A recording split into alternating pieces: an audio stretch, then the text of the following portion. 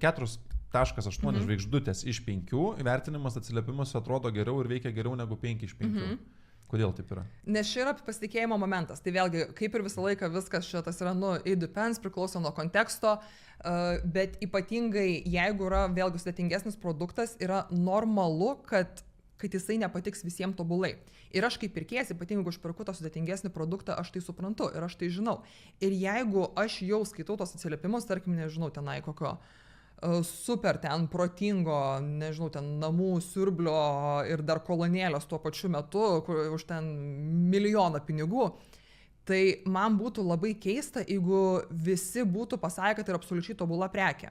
Nes, vėlgi tikėtina, kad kažkam, nežinau, batarkė kažkodėl nelaikys ten tiek, kiek jie nori, kad laikytų. Kažkam bus ten vėlgi kažkas ne taip. Ir tada, kadangi tokį pirkinį aš jau darau su tuo savo pilotiniu mąstymu, tai čia dar galėsime apie pilotą ir autopilotą pašnekėti, dar šitie yra du terminai, kaip žmonės priiminėja sprendimus. Tai su tom sudėtingesnėm prekiam, kadangi aš jau sujungusi pilotą, kadangi aš jau sveriu, lyginu tas skirtingas opcijas, yra normalu, kad aš ir pati galbūt matau trūkumų šitos opcijos, nes aš turbūt lyginu jas su kitom opcijom. Ir jeigu aš jau pamatysiu tos tobulus 5 iš 5 vertinimus, man ko gero gali šiek tiek žeminti pasitikėjimą, nes galvosiu, gerai, gal yra kažkokie tai trinami atsiliepimai, gal yra kažkas slepiama, arba galbūt yra feikiniai atsiliepimai, nes vėlgi tas, pavadinkim, išsilavinęs vartotojas, jis jau ko gero žino apie tokį dalyką kaip netikri atsiliepimai, kur jau vėlgi ta visa rinka, industrija plečiasi ir vėlgi jisai turi tą kritinį mąstymą ir jisai žino, kad ne viskas, ką jis mato internete, yra tiesa ir kad tie atsiliepimai gali būti netikri. Ir kai atsiranda to tokio šiek tiek realistiškos kritikos, kad, tarkim, nežinau, man tenai, mano ausiai per garsiai veikia, arba tenai, buvo užstrigęs, paprašiau, atsiuntė naują, kaip ir viską ištaisė situaciją, bet pats faktas, kada pirmas prekė buvo kažkokia tai neteisinga. Tai man tai sufleruoja, kad viskas yra taip, kaip ir tikėtina, kad realybėje bus. Bus gal kažkokių tai trūkumų, bet viskas yra, kad iš principo tie pozityvūs atsiliepimai, kurie yra, jie yra teisingi. Tie, kurie yra šiek tiek negatyvūs, jie irgi yra teisingi. Jeigu viską matysiu 5 iš 5, man tada toks yra šiek tiek per gerai, kad būtų tiesa. Tai su tais atsiliepimais yra priklausys tikrai nuo prekės ir tikrai yra tų prekių, kurios yra labai gerai vertintos, bet turbūt yra naivu tikėtis, kad bus kažkokia prekė, kuri bus visą laiką vertinama tik tobulai. Tai mažiau 4, paprastai jau bedelė, nes žmonės irgi tokie, mažiau 4, tai jau gal kažkas nelabai, nes žmonės gal apskritai tokie pozityvūs būna, kad jeigu vertina tą prekę, tai paprastai turi gerą patirtį ir jeigu tai duoda tas blogas žvaigždeles, turbūt tikrai turėjo priežastį jas duoti.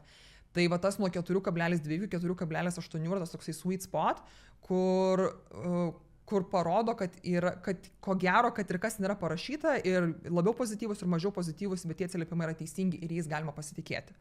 Tai, man kažkodėl 4,9 atrodo toks labai idealus, nes aš pats net save pastebiu iš tos, kai rašiau šitą klausimą, pastebėjau, kad norėjau kavos aparatas, nes neįpirkti ir ėjau ieškoti blogų atsiliepimų. Aš tiesiog ėjau ieškoti blogų atsiliepimų, kad suprast ir ten skaitai, žinai, ir žiūri, ai čia tik tiek, tai gerai, tada toks maždaug įtikina tave kitas žmogus. Taip, labai įdomų dalyką paminėjai, nes iš tikrųjų būtent useriai, kurie ieško blogų atsiliepimų, tai yra tokia kategorija userių, bet jie yra labai geri useriai, nes jie turi aukštą intenciją pirkti. Nes vėlgi, jeigu žmogus ieško blogų atsiliepimų, reiškia, jis ne šiaip sau skrolina.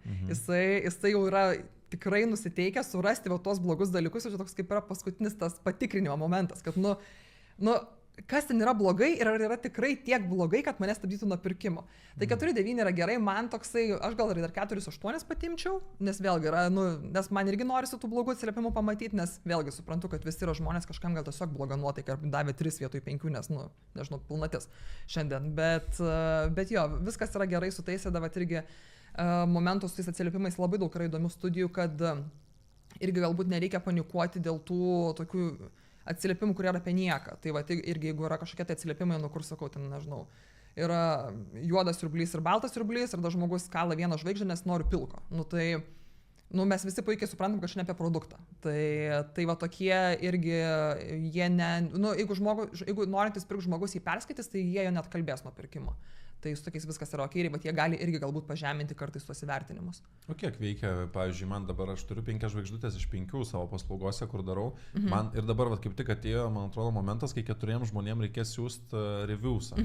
Aš high ticket sales'ose esu, ten daug procesų, daug struktūrų ir taip toliau, ir žmonės ten tūkstančius leidžia, tai vat man reiktų realiai dabar paprašyti vieno žmogaus, kad įdėtų kokius 4,5 ir parašytų kažką. Daro tą verslai?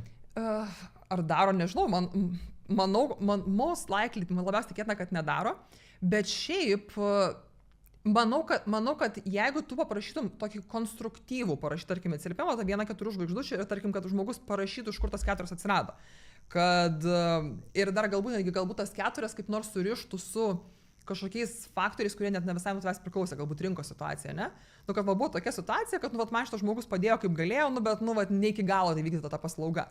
Tai manau, kad tai neturėtų pakenkti ir gal netgi kaip tik irgi, sakau, pridės to tokio, kad netrodys, kad tie atsiliepimai yra cherry pickinti, neišrinkti, kad tu jų prašai tik tai tų žmonių, kur viskas gerai paėjo, o tie 50, kur ten susidirbot, tai tu juos tiesiog taip tyliai kažkur tai ir paslėpiai.